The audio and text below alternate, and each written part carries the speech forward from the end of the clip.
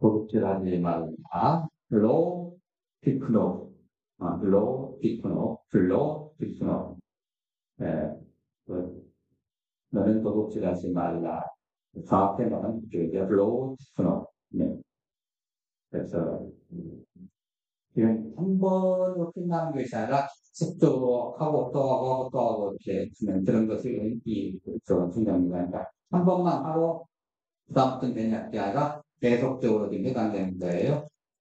그래서 이웃의 소유를 존중하고 정직한 노동과 거래를 살아갈 것을 요구한다고 우리 이전에 말씀을 드렸습니다. 거기에서 이제 계속적으로 말씀을 또 드리겠습니다. 이게 첫 번째, 오늘 첫 번째가 품삯조둑질입니다. 하나님 이제 에레미야 선지자를 통해서 품삯을 조둑질하는 사람에 대해서 이렇게 선언하십니다. 에레미야 12장 13절 말씀에 그리고 그 집을 세우며 부정하게 그 다락과 아래를 지으며 자기의 이웃을 고용하고 그의 품삯을 주지 않은 자에게 있을지니라. 네. 그러니까 마땅히 일하는 것에 대한 품삯을 줘야죠. 근데 그것이 아깝다고 생각하거나 이런 경우는 이제 하나님 앞에 이게 걸리는 거예요. 자, 가난하고 비겁한 사람을 표현한 것이 하나님이 아는 사람이 마땅해야 되는데, 이렇게 품삯을 주지 않는다고 하면 안 되겠죠. 내 주문과 마음, 탐욕과 무제한 피를 흘린다, 압박과 포악을 행하려 했기 때문에 하나님 선언하신 거죠. 아까 내 목사님하고, 목사님 내일 돌아오셔서 이렇게 합산 느낌이 됩니다만은, 하여튼 수고하셨습니다. 그 얘기를 할 때, 그 필리핀의 현재 그 부자들은 엄청난 부자, 우리나라보다 훨씬 빈부차가 커요. 그래서 그 사람, 우리는 이제 최저임금제 해가지고 이렇게 하고, 그 상당히 많이 올라왔지 않습니까? 근데 거기는 정말 그 인건비가 싸다는 거예요. 그러니까 인건비가 싸기 때문에, 한 달 해봐야 제가 보기에는 15만원에서 20만원 정도 된 것 같아요. 맞나요? 네. 그러니까 이들 데려다가 막 이제 비우는데 뭐 마음에 안 들면 이제 어떡하겠어요. 또 거기서 내가 이거 너 안 된다 깎고 뭐 하지 않겠습니까? 그러니까 부자들이 점점 부자가 되는 그 가난한 사람 점점 좀 가난해지는 이제 그런 이제 것이 되죠. 네, 그때 이제 너희들 정당한 대가를 줘라. 정당한 대가를 줘라. 네, 우리나라도 물론 이제 50년, 60년 전에는 정말 참 밥만 먹여주면 가서 먹고 자고 막 하고 그렇지 않습니까? 예, 그런 시절이 있었지만 지금이 그러지는 않죠. 예, 점점 하고 덕분에 또 필리핀에 있는 가사돈이 한국에 와가지고 한 달에 250 몇만 원인가 그렇잖아요. 그 동네가 어마어마한 돈입니다.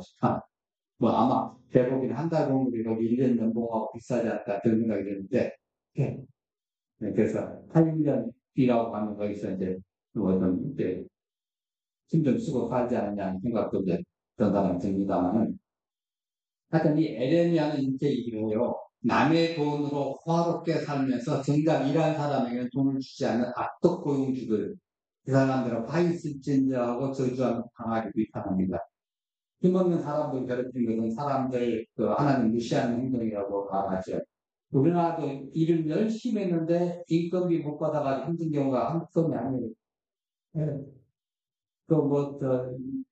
작업장에 나가서 일해본 사람들은 아마 대부분 그렇게 그런 경우 있을지도 몰라요. 인건비 제대로 안 나와. 자, 야고보를 통해서 품삯도둑질을 신랄하게 비난하시는 야고보 5장 4절에 보면 보라 너희 밭에서 추수한 인권에게 주지 아니한 삭시 소리 지르며 그 추수한 자의 우는 소리가 만군의 주의 귀에 들으니라. 그러니까 밀린 임금을 달라고 외치는 힘없는 노동자들 그 사람들 어떻게 되냐 하나님께 기도하고 그 사장한테 가서 얘기해봐야 아이 돈 없어 나중에 줄게 거기 가서 마땅히 다른 데서 일할 때도 없어요. 네. 할 수 없이 우리가 계좌로 계속 일합니다. 그런데 하나님은 그들의 눈물을 예면하지 말라고 강력하게 경고하는 거죠. 힘없는 사람의 품삯을 떼먹는 것이 도둑질이다. 하나님의 심판을 받을 큰 죄다 이렇게 얘기하는 거예요. 그러니까 아무리 해도 일한 사람의 정당한 임금을 제때 지급해야 된다는 거예요. 그 진정한 사업가는 직원들의 희생을 발판 삼아 부를 쌓는 것이 아니라 정직한 노동의 대가를 지불하며 함께 성장하는 사람이다. 그러니까 유대인 사업가 중에 이런 사람들이 많아요. 그 뭐, 법비서라든가 이런 사람들 보면 자기 집에 일하는 고용원들 어마어마한 연봉을 받아요. 우리가 생각할 수 없는 연봉. 네. 우리는 그 이제 운전기사니까 뭐 많이 줘봐 한 달에 한 몇백 주겠지. 1년에 한 5천 연봉이나 되겠지. 운전기사 치고 이 정도 받으면 적은 편이 아니잖아요. 근데 그게 아니고 거기가 공항 노릇을 기본적으로 오염도 없기 때문에. 그러니까 확실하게 나한테 돈을 벌어주게 하는 요인 중에 있는가 꽤 있으니까 너도 뭐가 돼. 그런 생각 가지는 거예요. 그러니까 그 집이 하나님 축복 안 하실래 안 할 수도 없더라고요. 그러니까. 예. 하여튼 품격 도둑질은 하나님의 저주를 부르는 행위예요. 이건 토지 도둑질이라고 봅니다. 이사야 5장 8절에 보면 토지 도둑질은 성경에서 가난한 사람들의 땅을 불법적으로 빼앗는 것을 이제 말하죠. 가옥에 가옥을 이으며 전투에 전투를 더하며 빈틈이 없도록 하고 이 땅 가운데 홀로 거주하려는 자들은 아이일진저. 네, 가옥과 전투를 막 늘려가지고 빈틈이 없도록 이제 나만 잘 살려고 하는 사람들, 이 사람들에게 화가 있을 거라는 거예요. 물론 귀한 시대에 자기가 하나님, 자기 조상으로부터 그들이 하나님 쪽 이제 물려받은 그 땅을 농사짓고 또 목축을 하며 사는 것이 좋겠지만은, 그러나 팔지 말고 계속 소유하도록 하나님께서 원래 얘기를 하셨잖아요. 근데 사람이 살다 보면 그렇게 사는 경우가 생깁니다. 이거 갑자기 도수 때가 생길 수도 있잖아요. 그러면 할 수 없이 전투를 풀어요. 네. 그럴 경우에 토지 상속권과 희년의 그 토지를 갖다가 이제 돌려주라고 계획자한테, 희년에 돌려주라. 근데 이것을 갖다 어디는 남의 땅을 도둑질하는 것이라는 것이. 네. 물론 정당하게 노동에서 도둑질하면 도둑질할 수는 없습니다. 근데 이제 거기에 협작을 한다든지 이렇게 했을 때 이런 도둑질이 있어요. 1970인가요? 또 영화에 보면 그게 나오지 않습니까? 강남 개발할 때, 또 뭐, 협잡해가지고 막, 사정없이 땅값을 들쳐가지고 땅 산 다음에 엄청나게 크게 폐기를 남기고, 혹시 그 장면 안 보셨나요? 그런 장면 맞아요. 그거하고, 그, 그래서 여기에 뭐, 어마어마하게 큰데 대기업이 이 땅을 사가지고 뭐들이 큰 뭔가를 심적인 빌딩을 짓겠다고 했다. 그런데 그걸 갖다가 아는 사람이 여기 있는 집을 사가지고 챙기는데, 그리고 거기다 습격을 했더니 엄청나게 비싸고 팔겠죠. 이런 것들이 바로 이런 거예요. 몇십 년 전에 샀는데, 의도 없이 샀는데 이렇게 올랐다. 그건 문제가 없어요. 근데 그런 정보 하나를 얻어가지고 했다면 도움이 문제가 없죠. 네. 근데 정부는 수사에서 문제는 함께했지만 부당한 불법 투기로 얻은 것은 떳떳하지 못하지요. 토지 도둑질은 불법적 남의 땅을 빼앗는 것이고 성경에서 이를 강력하게 비판합니다. 정당한 방법으로 한 것은 인정받을 수 있지만 불법적인 방법으로 인정받을 수가 없죠. 그 다음에 저울 도둑질을 봅시다. 자, 레이기 19장 30절, 36절까지 봅니다. 너희는 재판할 때나 우리가 문제를 내줄 때 그들에게 하지 말고 공평한 권리와 공평한 수와 공평한 결과와 공평한 일을 사용하라. 하나님을 인정하되 부당한 자와 함께 하는 대로 이 겨울 도둑질은 물건의 양이나 가치를 측정할 때 속이는 행위를 이제 얘기하죠. 요즘에는 그래도 많이 우리나라에도 더 좋아졌어요. 예전에 이경규가 간다 해서 양심 저울, 양심 냉장고 그 프로그램 통해서 굉장히 우리가 이렇게 업그레이드 됐는데 이 저울 도둑질이 한 40년, 50년 전에 심했잖아요. 이 집 가서 재보면 분명히 1kg인데 저 집 가서 재보면 좀 못 돼. 그런 거 많았잖아요. 네. 요즘도 시장에서 가끔가다 그게 있어요. 한근 해놓으면 400g이 한 근인 것이 있고 600g이 한 근인 거 있고 막 헷갈리는 거예요. 그냥 킬로그램, 그램으로 따지면 좋은데 우리는 이제 평상적으로 600g 한 근이라고 한 근 주세요 했는데 400밖에 안 주는 거예요. 어떡한 거예요? 황당하죠. 이건 400g 헌금입니다. 주장하면 뭐라 그래요? 할 말도 없죠. 예? 예. 하여튼 그렇게 주장하면 뭐 할 말이 없더라고요. 그런 것들. 예. 그러니까 이걸 불의한 행위라는 거죠. 하나님 모세를 통해 재판이나 또 측정할 때 공평한 저울과 추를 사용하라고 명령하셨거든요. 신명기 15장 25절에 오직 온전하고 공정한 저울추를 두며 온전하고 공정한 대를 둘 것이라. 그리하면 내 하나님 여호와께서 내게 주시는 땅에서 내 날이 길리라. 그러니까 정직하게 살라는 거예요. 예. 이거 이제 뭐 한다고 이렇게 뭐 탈세하고 막 많이 그랬잖아요. 예, 그런 거 하지 말라는 거죠, 때로는. 그러니까 하나님은 저울로 속이는 죄와 돈으로 가난하고 힘없는 자를 종으로 사는 죄를 지적을 하셨어요. 이제 아모스 8장 4절 6절 봅니다. 가난한 자를 삼키며 내가 이를 비싸게 머리를 들어서 우리가 음식을 깔며 하늘식이 언제 들어서 우리가 우리에게 하고 나라를 닦게하고 세계를 피하여 우리들도 재미며 우리도 힘들을 시켜서 희망표로 가는 자를 우리를 행사하리로다. 예. 물론 뭐 중국의 예를 들어보면 더 심한 것도 있긴 있죠. 예,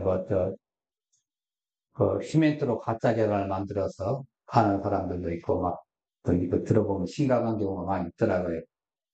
중국산, 국산옷도 둔갑시킨다든가, 호주산 쇠고기를 한우로 또 둔갑시켜 판다든가, 불에 타지 않는 방화복이어야 되는데, 불에 탄 옷을 갖다가 방화복이라고 해가지고, 속여서 거리하는 거, 가짜 영수증 만들어가지고 회사 돈 훔치는 거, 예, 바로 여기 도둑질입니다.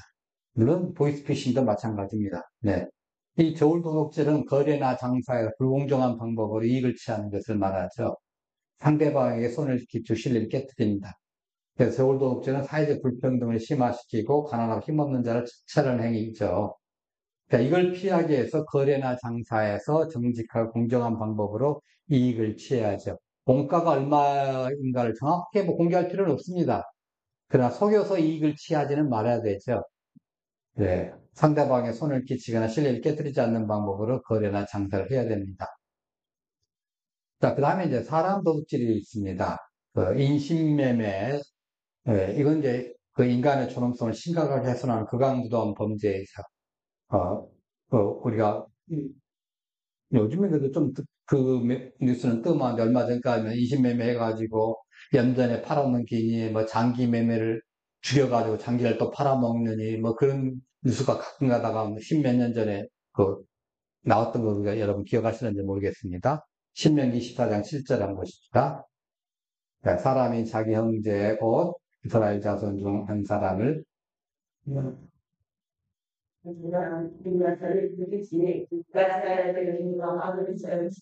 예, 그러니까 사람을 납치하거나 팔아넘기는 행위를 무슨 죄라고 그러죠? 사형에 해당하는 중벌죄예요. 중죄예요.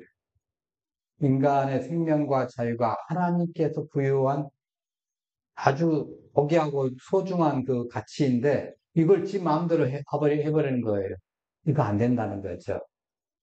사람 도둑질하는 것에 신약 성경도 이렇게 얘기를 합니다. 디모데전서 1장 10절에 보면 사람을 납치하여 판매 행위를 갖다 금지하는 거예요. 역시 심각한 범죄입니다. 현대사회 문제가 어떻게 있어요? 아동 납치라든가 강제 노동한다든가 성매매를 강요한다든가 장기 매매한다든가 이 다양한 형태의 인신매매 여전히 존재합니다. 우리가 지금 많이 깨끗해졌다고 하는데도 불구하고 지금도 우리 주변만 없을 뿐이지 조금 벗어나고 또 우리 나라를 벗어나고 뭐 하면 엄청나게 또 많아요. 예. 이러한 행위들은 모두 인간의 기본적 권리를 침해하는 심각한 범죄이죠. 이렇게 범죄가 심각하면 피해자의 삶은 완전히 파괴가 됩니다. 심각한 육체적, 정신적 트라우마를 겪게 되죠. 특별히 아동을 대상으로 한 경우에는 아주 중대하죠. 이건 굉장히 사회적으로 책임이 좀 있어요. 개인적인, 사회적으로도 이것을 갖다 예방하고 근절하기 위해서 사회 전체의 노력이 필요하죠. 그래서 이 치안이라는 것이 중요합니다. 우리나라는 그래도 굉장히 좋은 시스템을 가지고 있어요. 근데 그렇지 못한 나라들에서는 이거 심각합니다. 법적 처분 강화되고 인식을 개선해야 되고 피해자를 보호하고 지원하거나 다각도의 접근이 또 요구되기도 합니다. 또 윤리적으로 본다고 하면 우리 인간의 생명과 자유가 존중받아야 되잖아요. 근데 기본적 그 윤리의식을 강화해야 됩니다. 다른 사람의 고통에 무관계가 해지면 안 되거든요. 아, 저 사람은 내가 괜찮겠다, 저 사람도 괜찮겠다 이렇게 생각하면 안 돼요. 흔히들 우리가 희담은 생각할 수 있는 게 내가 괜찮으니까 지금의 어린아이들도 괜찮을 거라 생각하면 안 됩니다. 왜냐? 우리는 여기 계신 대부분들 논사님 빼놓고는 세계에서 가장 못 사는 나라의 시절에서 태어났어요. 인정하시죠? 근데 지금 우리의 지금 요즘 태어난 애들은 세계에서 가장 잘 사는 앞에 선두 그룹에 선 나라에 태어난 애들이에요. 그럼 지금 젊은 애들은 그 중간쯤에 있어요. 그리고 선진국을 바라보면 선진국 교육을 바라보고 교육받아 왔어요. 걔들한테 우리가 했던 데처럼 그렇게 요구하고 생각을 요구한다면 이건 잘못된 거예요. 그걸 자꾸 요구하니까 이제 라떼니 무슨 떼니 해가면서 그런 소리를 듣는 거예요. 네, 얘들은 틀려. 애들은 틀려. 그 생각을 해야 하는데 그걸 인정을 해야 돼요. 그리고 이게 바뀌면서 내가 바뀌어야지 예를 들어 예전에 20년 전, 50년 전, 60년 전 생각을 가지고 있으라면 안 되는 거죠. 왜냐하면 생각해 보셔요. 자, 50년 전, 60년 전 우리나라의 주 산업이 60년 전, 70년 전에 농업이었죠. 농경사회에서는 변하는 것이 별로 없어요. 그 농경사회 변해봤자 기계화가 되고 자동화되고 그런 정도예요. 그거 좀 변한 거예요. 점점 기계화가 되고 자동화되고 사람이 좀 적게 되고 그런 정도 차이지만은 다른 분야에서 본다고 하면 이건 어마어마한 발전이죠. 그러니까 농경사회가 한번 변하는데 몇백 년, 몇천 년이 걸린다 하지만은 지금 이게 혁명이 바뀌기는 20년, 25년밖에 안 걸립니다. 여러분 생각할 때 한번 생각해 봅시다. 25년 전에 인터넷이 대중화가 됐어요. 기억이 잘 안 나실 수 있습니다. 그때 인터넷이 뭔지 신경도 안 쓰셨을 테니까. 근데 지금은 인터넷의 시대가 아니라 인공지능의 시대에 AI 시대에 25년밖에 안 걸렸습니다. 앞으로는 이것이 점점점 따라도 이 다음 세대는 20년, 15년 단위로 막 바꿔져요. 그럼 누가 바뀌어야 됩니까? 젊은이들도 바꾸라 그래? 내가 바뀌어야 돼요. 네. 그래서 애들들은 수준을 같이 낮춰주고 거기에 따라서 우리가 낮춰주게 해야 되죠. 그래서 요즘 말은 흔히들 그러잖아요. 나이가 들수록 지갑은 열고 입은 뭐하라? 닫아라. 그것만 지키시면 여러분 존경받는 어른들 됩니다. 자, 하여튼 그 다음에 사랑도둑질이 있습니다. 이 사랑도둑질은요. 단순히 물질적인 것을 훔치는 행위를 넘어가서 사람들의 마음이나 존경을 부당하게 가르치는 행위까지 포함한 넓은 의미를 가지고 있습니다. 여러분 그 압살롬 알죠? 압살롬이 반역을 일으키면서 자 사무엘하 15장 8절 한번 6절 한번 같이 볼까요?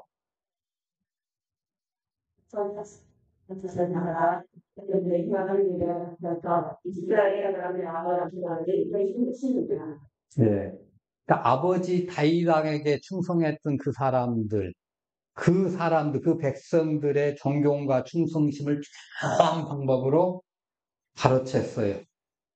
그러니까 왕에게 재판을 청구하러 온 사람들이 어떤 사람이 억울하고 뭐하고 그런 사람들이잖아요. 그러니까 다윗왕에 가면 내가 공정하게 재판을 받을 수 있다고 생각하기 때문에 가는 거 아닙니까? 지방에서 잘 안 되니까. 지방에 10부장, 100부장, 1000부장 해봐 잘 안 되니까. 그래서 이제 재판을 가는데 가기 전에 누가 챙겨요? 압살롬이 야, 너 이리 와. 너 어려운 일이 뭐가 있지? 그 민원 내가 해결해 줄게. 해결해 줘 버린 거예요. 그러면 다윗 왕이 받아야 할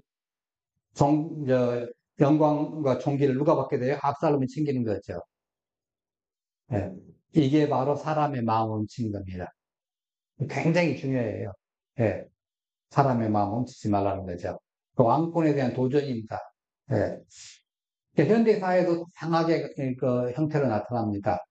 때로는 상사에게 이제 어떤 것이 일을 했으면 종합적으로 이렇게 팀워크를 이렇게 했으면 그 이제 전체적으로 상사가 책임지고 이렇게 해 나가잖아요. 근데 그걸 갖다가 중간에 누가 내가 하지 해가 가로채는 거예요. 그 어떤 정보를 거짓 정보를 이렇게 채로 가지고 자기의 입지를 강화한다든가 이런 거 안 된다는 거죠.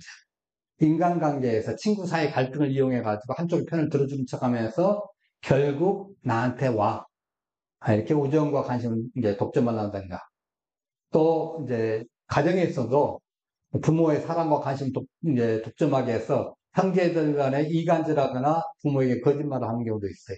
이게 다 사랑 도둑질이에요. 사람들의 마음에 상처를 주게 됩니다. 관계를 파괴하게 되죠. 심각한 문제를 야기합니다. 이렇게 되면 개인과 공동체에 큰 피해를 여길 수 있어요. 네, 그거 함부로 하면 안 됩니다. 개인의 신뢰와 충성심을 훔치면 관계가 파괴됩니다. 공동체의 안정과 화합이 깨지는 거예요. 정치적인 상황에서 사람 도둑질은 권력의 남용과 부정한 방법으로 권력을 장악하는 결과를 낳을 수 있는 거예요. 이건 이제 하나님이 원하신 정의가 아닙니다. 그 다음에 성전 도둑질이 있습니다. 이 성전 도둑질은 종교적인 것을 이용해가지고 사적인 이익을 취하는 행위예요. 이제 첫 번째 보면 말씀 도둑질이라는 게 있는데 거짓 선지자들은 하나님 말씀 왜곡해서 전달할 행위를 말씀 도둑질에 해당합니다. 에레미야 23장 30절에서 31절 봅니다. 여호와의 말씀이라 여호와의 말씀이라 그가 그들이 이파를 넣어 여호와의 말씀은 나를 붙잡으리라 하시니라. 예. 자, 그러니까 본래 의미에서 벗어나 자신의 이익이나 주장에 맞춰서 성경 구절을 이렇게 비틀어가지고 해석을 하는 거예요. 하나님의 뜻을 빙자해가지고 사람들 현혹하는 것이 전부에 속하는 거죠. 이런 게 지금 한두 가지가 아니에요. 성경서에 보면. 예. 많은 사람들이 그렇게 이제 그런 말씀 듣고 있다 보면 이제 신앙이 좀 비틀어지기 시작하는 거죠. 그거 좀 잘못돼가지고 이제 기복주의가 돼가고 그렇게 되는 거죠. 그러니까 자기 이익만을 위한 신앙 지도자들이 이렇게 이걸 많이 합니다. 예, 그래서 이걸 예수님은 뭐라고 하시냐면 강도와 절도에 비유합니다. 요한복음 10장 1절 2절 봅니다. 내가 진실로 진실로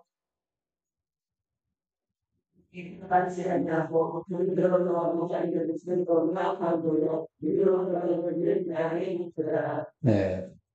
그러니까 이스라엘에서 성전에 제사 드리러 올 때 자기 집에서 키웠던 양을 이제 매하고 이제 끌고 와가지고 제사를 드려야 되는데 예루살렘까지 뭐 2박 3일 걸린지 1박 2일이 걸린지 3박 4일 걸린지 며칠이 걸린지 모르겠지만 오는 도중에 아무래도 여독이 있고 그러니까 힘들어져. 그러니까 비리비리해요. 예. 그러면 성전 앞에서 대제사장들의 이제 이게 흠없고 건강한 그 양이어야 되잖아요. 제사 드릴 때는. 근데 비리비리 하다 보니까 눈이 좀 뭐하고 눈꺼풀이 생기고 이거 안 돼. 하고 안 된다고 이렇게 해버리는 거예요. 그럼 어떻게 되죠?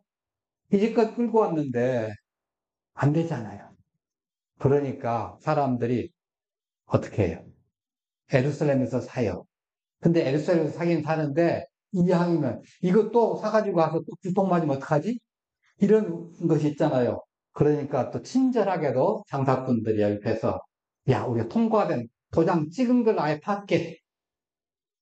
도장 찍은 걸 갖다 팔게. 그래서 그 성전 들어가는 입구가 이 장터가 된 거예요. 합격 도장을 찍어 놨어요, 미리. 또 비표를 해놓고. 그럼 그걸 사가지고 들어가면 무조건 통과해요. 그러면 그 가격이 어떻게 되겠어요? 자기 동네에서는 예를 들어서 10만 원이면 사는데 여기 오면 한 40만 원 되는 거죠. 그래도 사야지, 뭐 어떡할 거예요. 그러면 실제 양값은 10만 원밖에 안 되지만 30만 원 누가 챙긴 겁니까?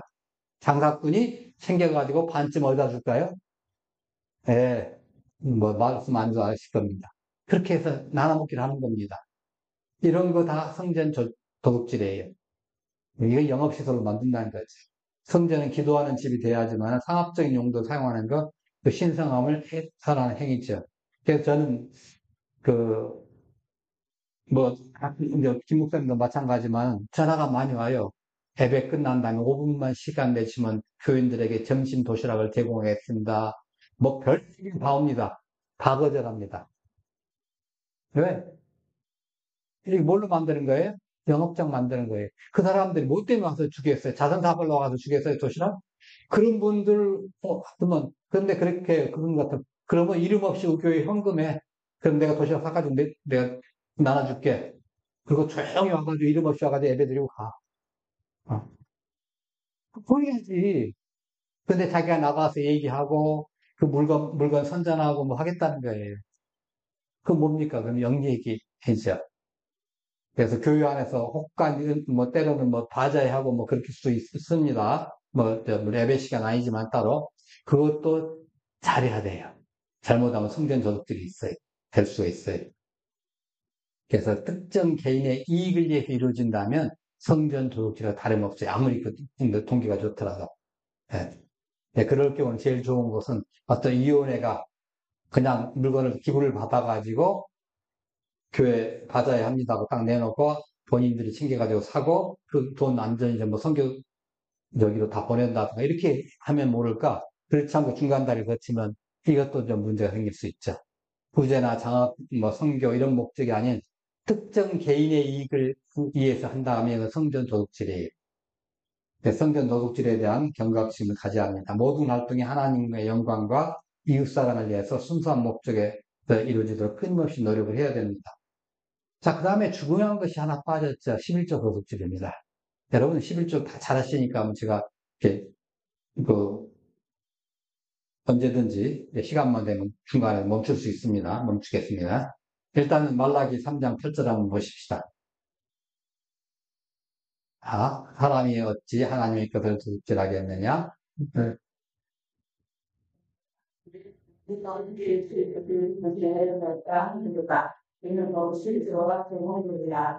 예. 그러니까 구약의 하나님께 당연히 바쳐야 할 11절 바치지 않는 것을 두고 하나님께서 하나님의 것을 도둑질했다고 말씀하셨어요. 그 구약 시대는 세 종류의 11조를 바친 거 여러분 아시죠? 첫 번째는 레위인들을 위한 11조입니다. 민수기 18장 24절만 보십시다. 이스라엘 자손이 여호와께 거제로 드리는 11조를 레위인에게 기업으로 줬으므로 내가 그들에게 이르기를 이스라엘 자손에서 기업이 없느니라. 이것은 이제 우리가 수입을 예를 들어서 1년에 내가 1억 수입했습니다. 그러면 그대로 1,000만 원 딱 들고 가서 통째로 바치는 겁니다. 이건 하나도 깎지도 않고. 두 번째는 이제 절기에 바치는 11조입니다. 신명기 14장 22절로 27절 한번 보십시다. 너는 마땅히 매년 토지의 소산의 11조를 드릴 것이며 내 하나님 여호와께서 그 이름 주로 잘못해서 내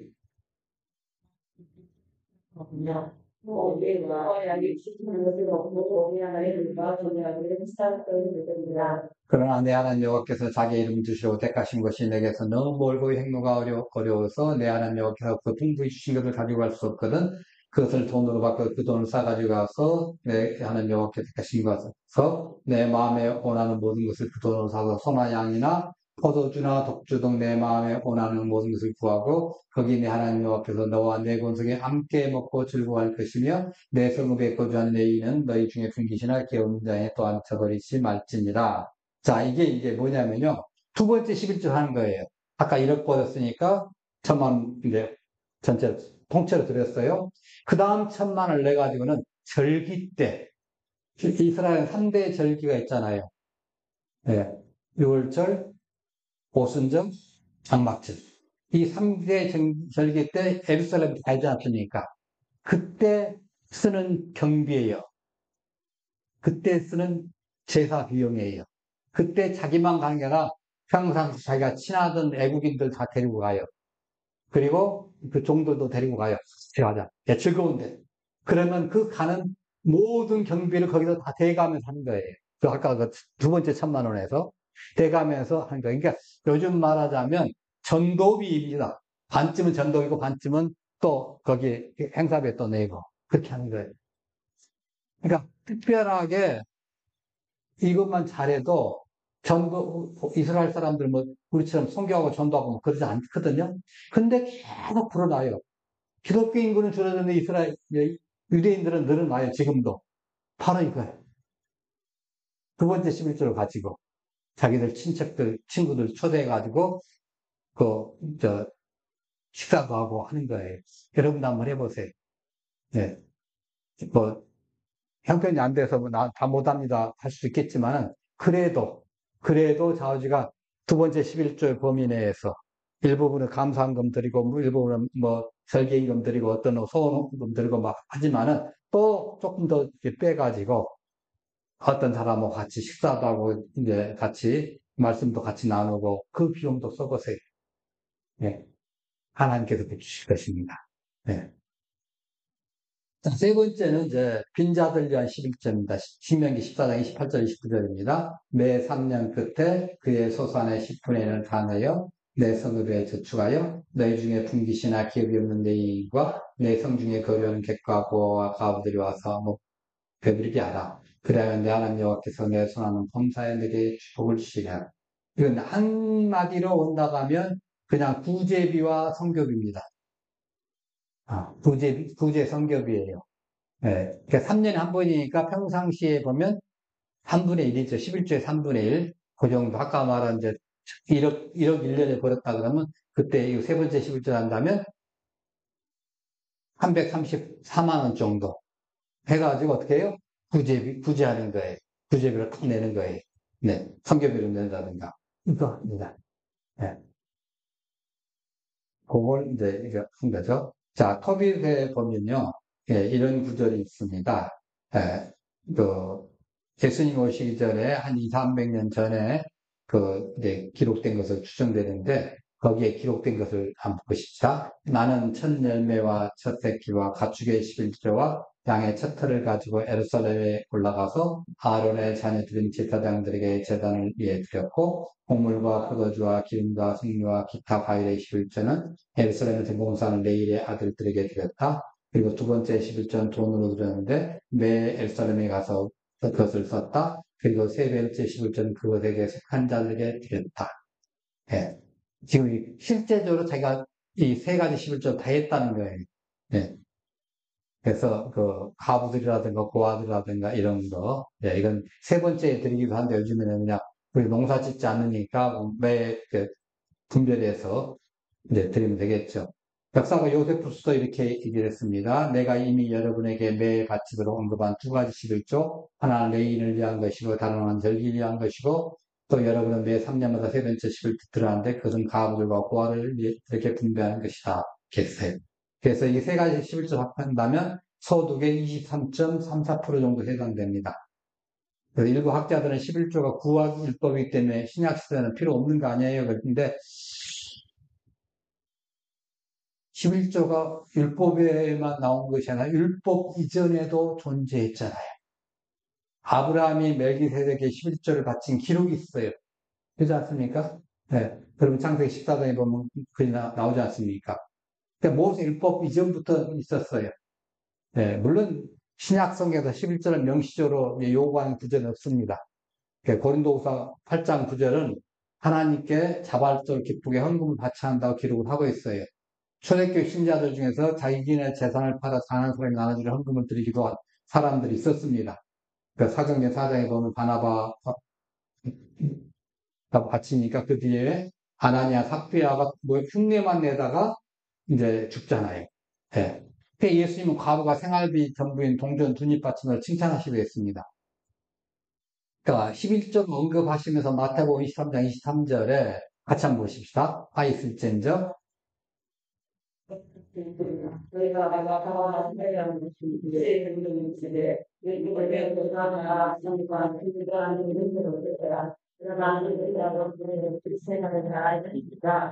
네. 여기 하면서 같이 정의와 자비, 신실함 같은 이 더 중요한 가치들도 강조를 하신 거예요. 그러니까 이것도 해양화가 되고 저것도 아직 버리지 말아야 할 것이냐. 그러니까 너희들이 구약에만 했다고 해서 11조 신약에 이거 버리서는 안 된다는 거예요. 자, 11조의 의미가 뭐예요? 11조의 의미만 우리가 조금 가봅시다. 모든 소득이 다 하나님의 것입니다. 이거 인정하는 것이 11조 의미예요. 네, 이거 인정하는 거예요. 물질면에서 하나님과의 관계를 맺는 최소한의 규정입니다. 소득 전체가 다 하나님이 주신 거라고 인정하고 감사하도록 하는 것이 11조의 청지기로서 책임을 다하라는 거죠. 물질에 대한 탐심을 제거하는 방법이에요. 네. 그래서 전 재산이 다 하나님의 것인데 10분의 1을 드림으로써 이게 다 하나님의 것입니다. 인정하는 거예요. 네. 그래서 그 소유와 관리를 이제 가진 것이고 좀 생명사역을 위해서 우리가 11조를 쓰라는 거죠. 신약 성경에서 근데 왜 이걸 갖다 11조 또 강요하지 않았는가 저는 이걸 생각을 해봐요. 이미 성경 전체에서 11조 생활 이상을 하고 있었다는 거예요. 갈라디아서라 보면 이제 갈라디아서는 있는데 뭐 바울 서신에도 쭉 보면요.